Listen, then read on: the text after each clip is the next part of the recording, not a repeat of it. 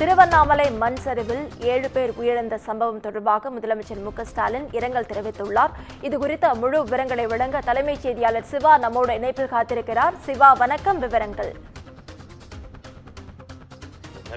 திருவண்ணாமலை மாவட்டத்தில் புயல் காரணமாக ஏற்பட்ட அந்த பாறை சரிவிலிருந்து 7 பேர் உயிரிழந்திருக்கக்கூடிய நிலையில முதலமைச்சர் மு.க.ஸ்டாலின் அவர்களுக்கு இரங்கலும் நிதியுதவியும் தற்போது அறிவித்திருக்கிறார். குறிப்பாக திருவண்ணாமலை மாவட்டம் மற்றும் அதனுடைய திருவண்ணாமலை வட்டத்திற்கு உட்பட்ட வ.உ.சி. நகர் 11வது தெருவில் வசித்து வரக்கூடிய ராஜ்குமார் என்பவருடைய வீட்டில் தான் கடந்த 1ஆம் தேதி அன்று மாலை சுமார் 4 மணி அளவில் கனமழையின் காரணமாக மரம் விழுந்ததை அறிந்து அவர் வீட்டினுடைய கதவினை திறக்க முற்பட்ட போது மலையிலிருந்து பெரிய ஒரு பாறை உருண்டு வீட்டின் மீது விழுந்ததில் அவருடைய வீடு மண் மற்றும் பாறைகளால் மூடப்பட்டு இடிந்துள்ளதாக குறிப்பிடப்பட்டிருக்கிறது. இதனை அறிந்த மாவட்ட நிர்வாகத்தினரால் தேசிய பேரிடர் மீட்பு படையினருக்கு தகவல் தெரிவிக்கப்பட்டதனுடைய அடிப்படையில் கமாண்டர் உட்பட 39 வீரர்கள் நேற்று இரவு முதல் தொடர்ந்து மீட்பு பணிகளில் ஈடுபட்டு வந்தார்கள் என்றும் குறிப்பிடப்பட்டிருக்கிறது. எனவே இந்த நிலையில 2ஆம் தேதி மாலை 6:30 மணி அளவில் தேசிய பேரிடர் மீட்பு படையினருடைய முயற்சிகள் பலனளிக்காமல் துரதிருஷ்டவசமாக அந்த வீட்டின் உள்ளே இருந்த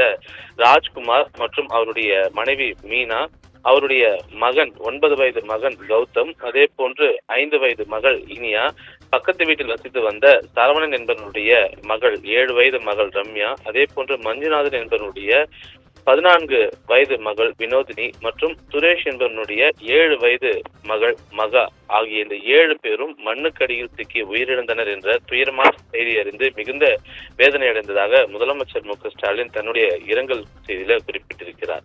இந்த விபத்துல உயிரிழந்தனுடைய குடும்பத்திற்கு ஆழ்ந்த இரங்கலையும் ஆறுதலையும் தெரிவித்தது மட்டுமல்லாமல் உயிரிழந்தனுடைய குடும்பத்தினருக்கு தலா 5 லட்சம் ரூபாய் முதலமைச்சருடைய பொது நிவாரண நிதியிலிருந்து வழங்கிட உத்தரவிட்டுள்ளதாகவும் முதலமைச்சர் மு.க.ஸ்டாலின் தெரிவித்திருக்கிறார். நவீனா, விவரங்களுக்கு நன்றி சிவா.